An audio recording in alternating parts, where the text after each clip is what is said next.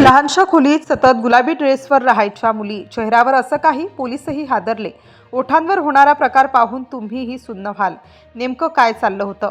हे सगळं एका साध्या शांत दिसणाऱ्या अपार्टमेंटमध्ये, जिथे रोज येणं जाणं होत होतं, पण कुणालाच संशय येत नव्हता. सकाळ, दुपार, संध्याकाळ आणि रात्र, दरवेळी तेच दृश्य. नेहमी गुलाबी रंगाचा ड्रेस, तोच आत्मविश्वास, तोच चेहऱ्यावरचा बनावटी हसू. काही लोक म्हणायचे नवीन भाडेकरू असतील, काही म्हणायचे कदाचित नातेवाईक येत जात असतील. पण हळूहळू चित्र बदलू लागलं. दिवसेंदिवस त्या फ्लॅटवर येणाऱ्यांची संख्या वाढत होती. वेगवेगळ्या वेळी वेगवेगळे चेहरे, कोणी थांबायचं, कोणी निघून जायचं. सगळं इतकं वेगात होतं की कुणाला विचार करायला वेळच मिळत नव्हता. कधी दुपारी, कधी रात्री उशिरा, कधी पहाटे. शेजाऱ्यांच्या नजरा आता थांबू लागल्या होत्या.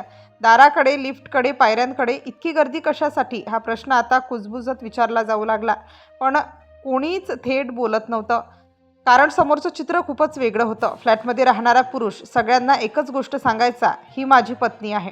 आणि तेवढ्यावर सगळे गप्प, कारण समजताच आजही नवरा बायको या शब्दामागे कोणी फार खोलात जात नाही.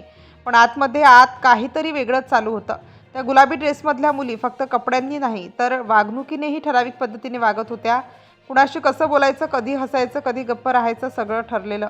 दरवेळी येणाऱ्याचा फोन आधीच आलेला असायचा आणि मग काही वेळा तोच माणूस थेट फ्लॅटमध्ये. कुणीही रजिस्टर नाही, कुणीही चौकशी नाही, कुणीही ओळखपत्र नाही. जणू काही सगळं अगदी नॉर्मल होतं. अशा थाटात हा प्रकार सुरू होता. पण एक दिवस आजूबाजूच्या लोकांचा संयम सुटला, कारण आता येणाऱ्यांची संख्या खूपच वाढली होती. दार उघडणं, बंद करणं वाढलं होतं. हसणं, कधी मोठ्याने बोलणं, हे सगळं आता लपून राहत नव्हतं. आणि मग एक फोन आला, इथे काहीतरी चुकीचं चाललंय, इतकंच. पोलिसांनी सुरुवातीला अगदी शांतपणे सगळी माहिती घेतली. कोण राहतो, कधीपासून, किती लोक येतात. आणि मग अचानक त्या अपार्टमेंटमध्ये धावपळ सुरू झाली. दार ठोठावलं गेलं, आतली हालचाल थांबली आणि जेव्हा दरवाजा उघडला, ते दृश्य पाहून पोलिसही काही क्षण स्तब्ध झाले.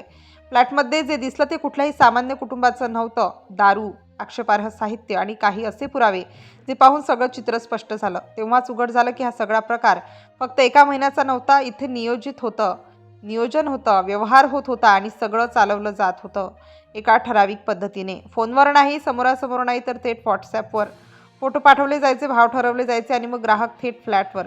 गुलाबी ड्रेस तो फक्त एक ओळख म्हणून, चेहऱ्यावरचं ते हसू ते फक्त मुखवटा, आणि ओठांवर होणारा तो प्रकार जो पाहून पोलिसही हादरले. शेवटी सत्य समोर आलंच. हा अपार्टमेंट घर नव्हतं, तो फ्लॅट निवास नव्हता आणि पत्नी ती फक्त नावापुरती होती. इथे सुरू होतं एक गुप्त सेक्स रॅकेट, जे शांतपणे, कुणाच्याही संशयाविना काही आठवडे सुरू होतं. आणि म्हणूनच सतत गुलाबी ड्रेसवर राहायच्या मुली, चेहऱ्यावर असं. पोलिसही हादरले. ओठांवर होणारा प्रकार पाहून. ही घटना ऐकून तुम्हीही सुन्न व्हाल.